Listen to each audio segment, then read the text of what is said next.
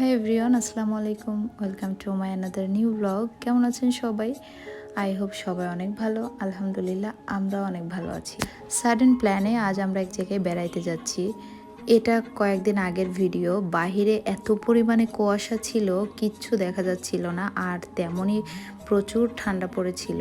তো আমরা যাচ্ছিলাম হচ্ছে ওয়াসির বাবার খালাতো বোনের বেবি হয়েছে, তো সেই বেবিটাকেই দেখতে যাচ্ছিলাম।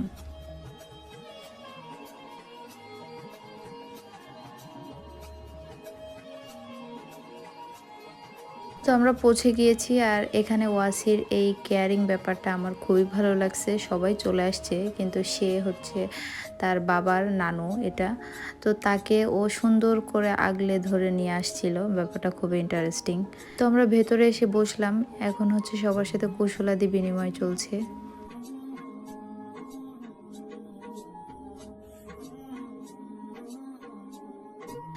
একে একে সব গেস্ট আসতে শুরু করছে, এজন্য আমি ফাঁকা পেয়ে এই রুমটায় এসে বসছি। আর তারপর আমাদের নাস্তা দেওয়া হলো।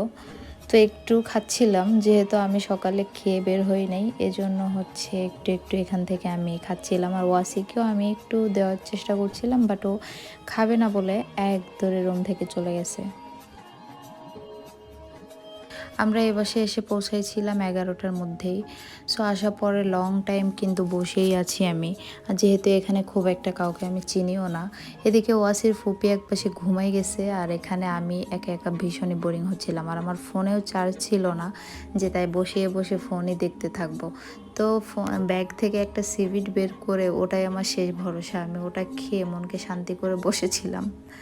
যাই হোক, তারপরে হচ্ছে আমাদের লাঞ্চ টাইমে খেতে দেওয়া হলো মাটন কাচ্চি। সবাই টেবিলেই ছিল, বাট ওয়াসিকে আমার খাওয়াতে হবে, এই জন্য আমি প্লেট দুটো নিয়ে হচ্ছে বেডে চলে আসি ওয়াসিকে নিয়ে। আর আমি ওকে যদি ওখানে বসাই তাহলে আরেকজন মুরব্বী হয়তো বসতে পারবে না, এই জন্য ভাবলাম ওকে নিয়ে আমি চেয়ার দখল না করে বেডে চলে যাই।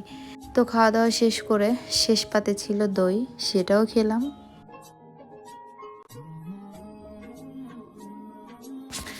তো আমাদের খাওয়া দাওয়া তো শেষ, বাট ইবো আসছে একটু লেট করে। তো ওর হচ্ছে এখন খাওয়া দাওয়া করলো, আর খাওয়া দাওয়ার পরে আমরা এখন বের হয়ে যাব। তো যাই হোক, অনেক কিছুই আমি স্কিপ করে গিয়েছি, কারণ বেবিটা একদমই ছোট, তাই বেবিটাকে দেখাইনি। বেবিটাকে গিফট দেওয়ার পর্ব চলছিল, এখানে একে একে সবাই বেবিটাকে গিফট দিচ্ছিল, সেটাও আমি দেখাইনি, কারণ যেহেতু ছোট্ট বাচ্চা, ওকে না দেখানোই ভালো। তো যাই হোক, এখন হচ্ছে আমরা বিদায় নিয়ে বের হয়ে গেলাম, আর এখানে আমরা গাড়ির জন্য ওয়েট করছিলাম। সকালে যতটা ঠান্ডা ছিল, এই বিকাল টাইমে এতটা ঠান্ডা মনে হচ্ছে না। ঠান্ডা সকাল থেকে অনেকটাই কমে গিয়েছে।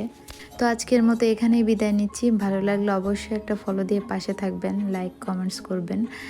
তো আজকের মতো এখানেই বিদায়। Thanks for watching. আল্লাহ হাফিজ, বাই অ্যান্ড টাটা।